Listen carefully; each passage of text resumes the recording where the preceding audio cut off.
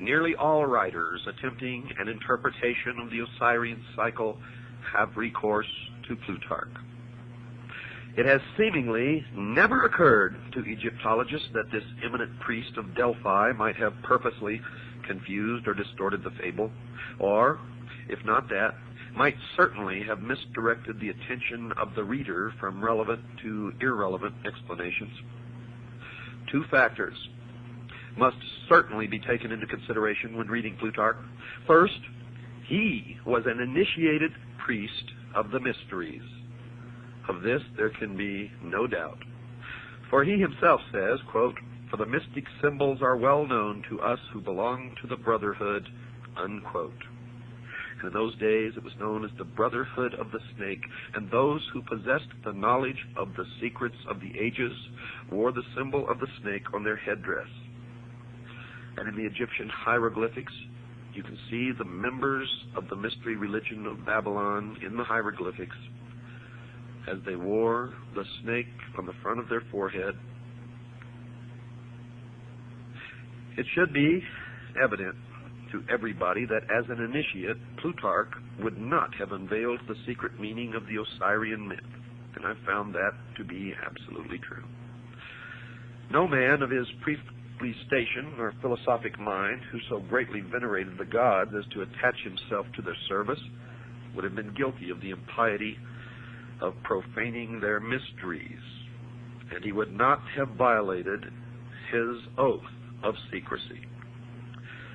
Furthermore, had his treatise actually exposed any of the secrets of the rites, he would most probably have perished miserably, or at least been publicly disgraced. These evils not descending upon him, we must suppose that his book was regarded as harmless and for our purpose, therefore, at least not directly informative. The second factor which gravitates against the likelihood of Plutarch's interpretations being correct is the condition of Egyptian metaphysics in the 1st century after Christ. If, as Budge maintains, the Egyptians themselves were unaware of the meaning of the word Osiris long prior to the Christian era, into what decay had the old rites fallen even prior to the Ptolemaic period? Now, Pluto based his accounts upon popular traditions. They were most certainly inaccurate, and it is not impossible that even the priests themselves were for the most part ignorant of the origins of their doctrine. It should not be inferred, folks, from the general literature available concerning this Osirian cycle and the mysteries that all of the priests were themselves initiates of a high order. Only a small part of them ever actually received the greater secrets of their order. For the rest, rite and ritual suffered. And it's the same today.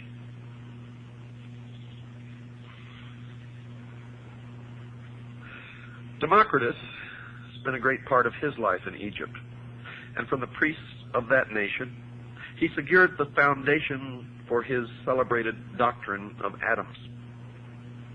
That's right, folks, atoms, A-T-O-M-S. A doctrine which has survived as a scientific fact to this day. From all these different philosophers who visited Egypt, we shall secure a better estimation of the profundity of Egyptian learning than from even the Egyptian writings themselves.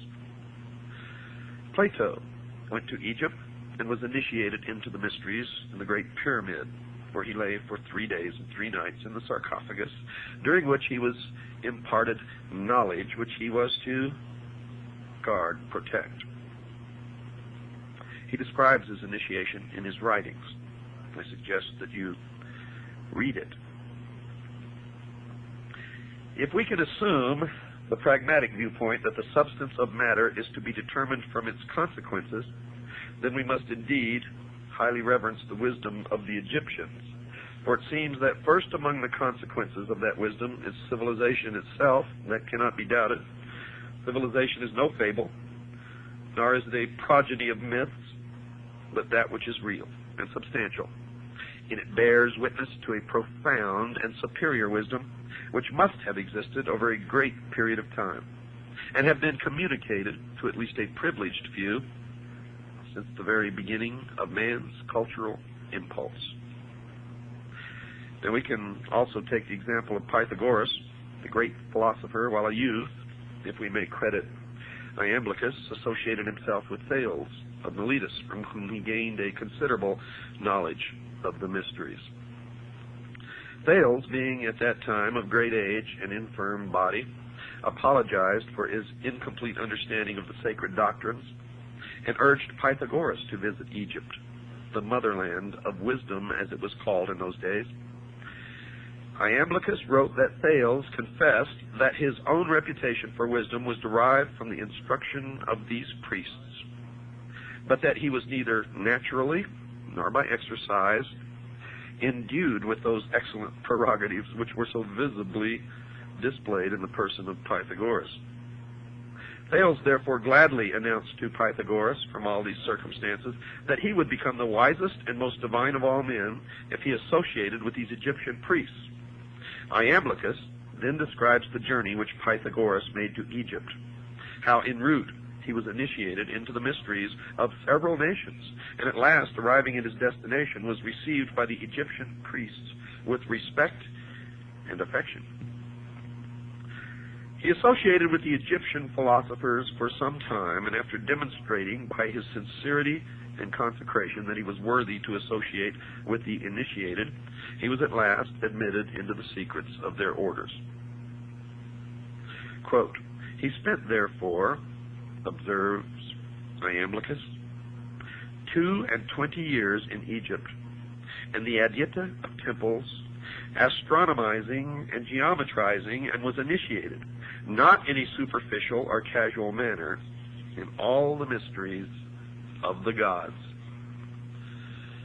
Pythagoras must be acknowledged among the first of those divine men to whom the race is indebted for the principles of science, art, and philosophy. And are we to presume that so noble an intellect could have spent 22 years pursuing fabulous shadows in Egyptian crypts? If, as some have asserted, Osiris signified merely the Nile, and Isis the black earth rendered fertile by its inundation, could such a fable have so greatly stimulated the admiration of Pythagoras that he would have spent a score of years in the assimilation of the idea? I don't think so. Or again, would he have spent this great length of time, the very best years of his life, in memorizing the myth-encrusted history of an ancient king who at some remote period had reigned in Egypt and whose memory seemed sufficient to inspire a vast civilization for some 6,000 years? By the way, that's the exact number of years in the calendar of the mystery school and of the Freemasons. Or would he approach the matter from another of these explanations? Would Pythagoras have pounded himself for a score of years against the walls of Memphis and find himself fully rewarded by being informed with bated breath by some archimagus that Isis is the dog star? I think not.